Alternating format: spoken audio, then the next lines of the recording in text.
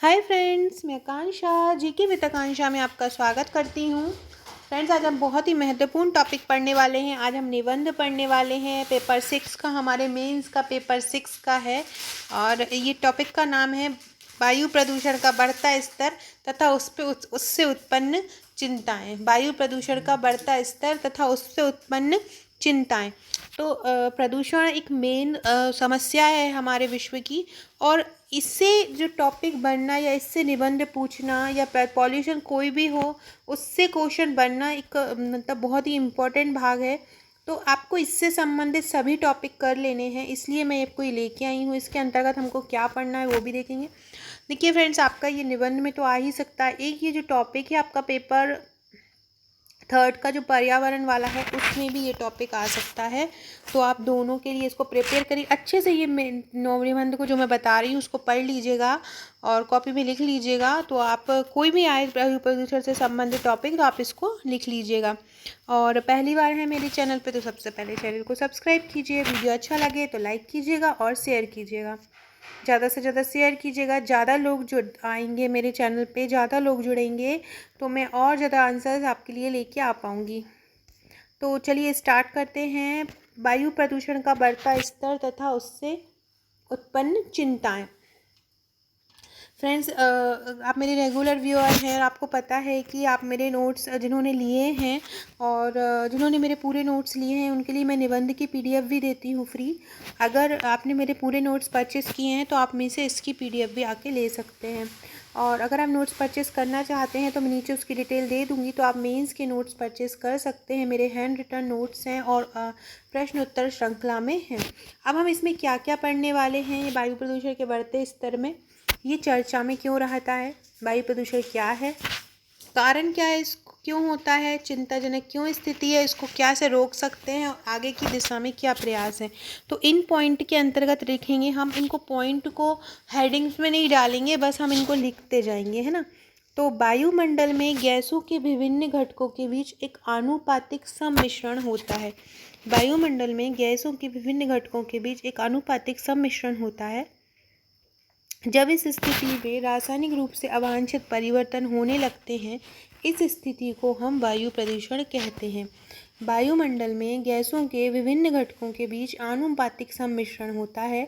जब इस स्थिति में रासायनिक रूप से अवांछित परिवर्तन होने लगते हैं तो इस स्थिति को वायु प्रदूषण कहते हैं। वायु प्रदूषण के प्राकृतिक कारणों में सबसे प्रमुख है दावानल। दावानल मतलब होता है अग्नि। अनल से आप समझते होंगे अग्नि। तो वायु प्रदूषण के जो प्राकृतिक कारणों से हो जाता है, तो वायु प्रदूषण के प्राकृतिक कारणों में सबसे प्रमुख है दावानल, जिसके अकारण ही लग जाने पर सैकड़ों हेक्टेयर वनों को जलाकर भस्म कर देती है। ये जो आग है लगती है, ये अकारण ही लग जाती है और ये आग सैकड़ों हेक्टेयर वनों को जलाकर भस्म कर देती है।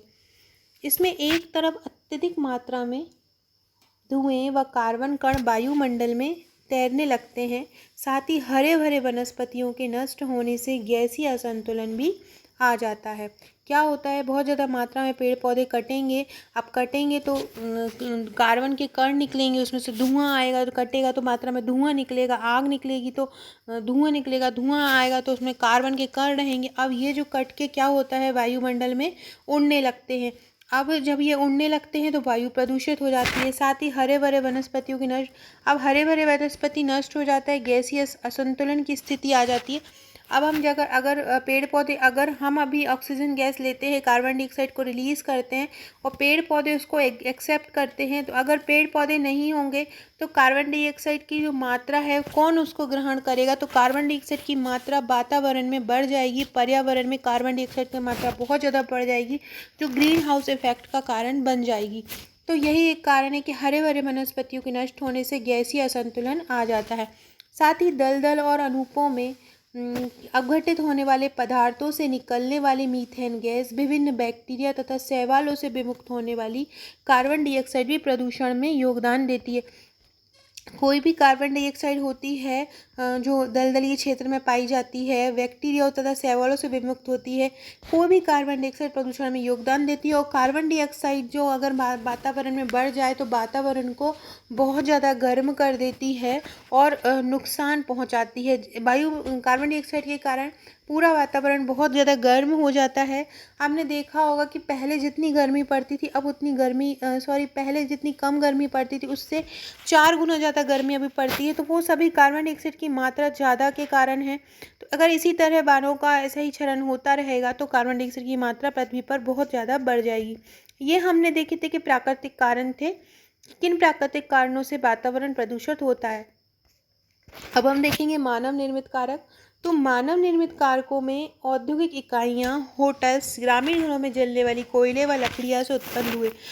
मानव निर्मित कारक मानव उद्योगों में काम करता है। उद्योगों में चिमनियों से लगातार धूल निकलता रहता है। घरों में जलने वाले कोयले व लकड़ियों से भी धुआं निकलता रहता है। ये सभी धुआं बाहर जाता है, वातावरण में जाता है और वातावरण को प्रदूषित करता है।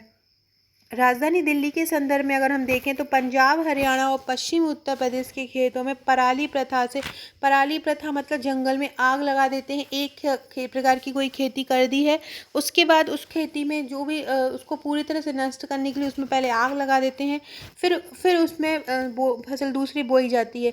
तो ये राजधानी दिल्ली के संदर्भ में पंजाब, हरियाणा, पश्चिमी उत्तर प्रदेश में इस प्रकार की प्रथा प्रचलित है। इसके कारण क्या होता है कि बहुत ज़्यादा धुआं होता है और ये धुआं आसपास की सीमा से सटे सैकड़ों ईंट भट्टों से वायु प्रदूषण फैलता और लगातार बढ़ रहा है। तेज़ी से बढ़ रहे यातायात, वाहनों की संख्या, जो वाहन हम यूज़ करते हैं, मोटर व्हील, जो 4 व्हीलर 2 व्हीलर, उनसे लगातार nitrogen dioxide, sulphur dioxide, carbon dioxide की मात्रा बहुत ज़्यादा वातावरण में निकलती है और इस वातावरण से भी जो है वातावरण प्रदूषित होता है इस गैस से भी। वायु प्रदूषण में सूक्ष्म कणों की भूमिका भी बहुत ज़्यादा होती है, सर्वाधिक होती है सबसे ज़्यादा सूक्ष्म कणों की भूमिका। ये कितनी होती है? 2.5 माइक्रोमीटर से भी छोटे आकार के हो सकते हैं। वायु प्रदूषण में क्या होता है, जो वायु रहती है जब ये आग जलती है तो एक छोटे छोटे कण वातावरण में घूमने लगती हैं। कण इतने छोटे होते हैं दिखाई नहीं देते हैं और इन कणों का जो आकार होता है 2.5 माइक्रोमीटर से भी छोटा आकार का होता है।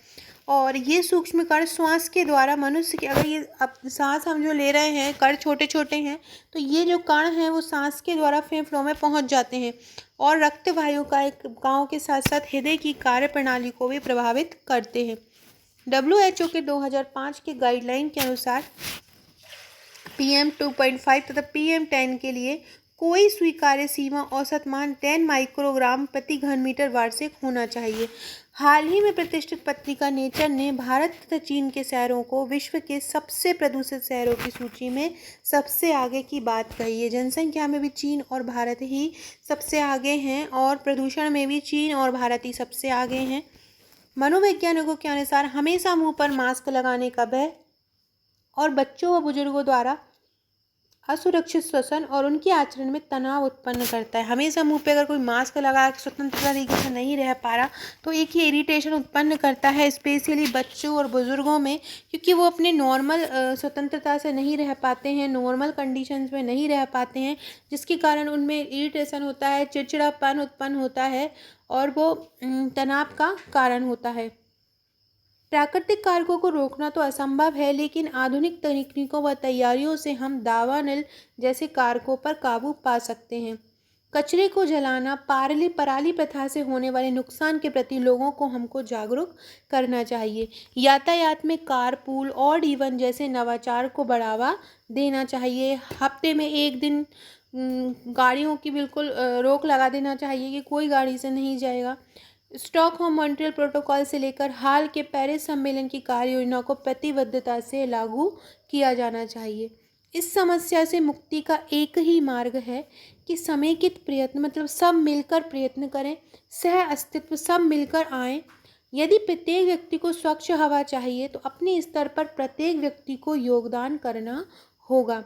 साथ ही संपूर्ण विश्व को प्रगति की अंधाधुंध होड़ की बजाय प्रकृति से सह अस्तित्व का मार्ग अपनाना होगा। क्या करना पड़ेगा? संपूर्ण विश्व को प्रकृति की अंधाधुंध होड़ की बजाय प्रकृति से सह अस्तित्व का मार्ग अपनाना होगा, ताकि जो हमें प्राप्त हुआ वह शुद्धता हमारी आने वाली पीढ़ियों को भी प्राप्त हो। तो क्या लिखा हमने इसके कंक्लूजन में? इस समस्या से मुक्ति का एक ही मार्ग है, सबसे मेन चीज़ समेकित प्रयत्न, मतलब सब साथ मिलकर प्रयत्न करें। समेकित अस्तित्व, यदि प्रत्येक व्यक्ति को स्वच्छ हवा चाहिए तो अपने स्तर पर प्रत्येक व्यक्ति को योगदान करना पड़ेगा। साथ ही संपूर्ण विश्व को प्रगति की अंधाधुंध होड़ की बजाय प्रकृति से सह अस्तित्व का मार्ग अपनाना होगा, ताकि जो हमें प्राप्त हुआ वह शुद्धता हमारी आने वाली पीढ़ी को भी प्राप्त हो। फ्रेंड्स, ये मेरा नंबर है, आप मुझे इस नंबर पर व्हाट्सअप करके नोट्स की जानकारी ले सकते हैं मेंस की, और साथ ही आप मेरे व्हाट्सअप और टेलीग्राम ग्रुप से जुड़ सकते हैं, जहाँ पे आपको डिटेल मिल जाएगी पूरे मेंस की। साथ ही मैं जल्दी ही एक कोर्स स्टार्ट कर रही हूँ लूसेंट का। लूसेंट की जो पूरी बुक है उसको हैंड रिटन वे में वन लाइनर ला रही हूँ, ताकि आपको ये पूरी याद हो जाए। अगर आप इच्छुक हों तो मुझे ज़रूर कमेंट कीजिएगा। और ये मेरे नोट्स हैं, आप इनकी रेट देख सकते हैं और आप इनको परचेज़ कर सकते हैं। इनके साथ आपको 250 केस स्टडी मिलेंगी, साथ ही निबंध भी आपको इसके साथ फ्री मिलेगा। तो इसमें 4 से 5 निबंध की PDF आपको फ्री मिल जाएंगी। तो फ्रेंड्स, वीडियो अच्छा लगा हो तो लाइक शेयर ज़रूर कीजिएगा। डिस्क्रिप्शन में दी लिंक से आप टेलीग्राम ग्रुप से और व्हाट्सएप की ग्रुप लिंक से आप जुड़ सकते हैं, जहाँ पे आपको डेली वीडियो का अपडेट मिलता रहेगा। Okay friends, thank you.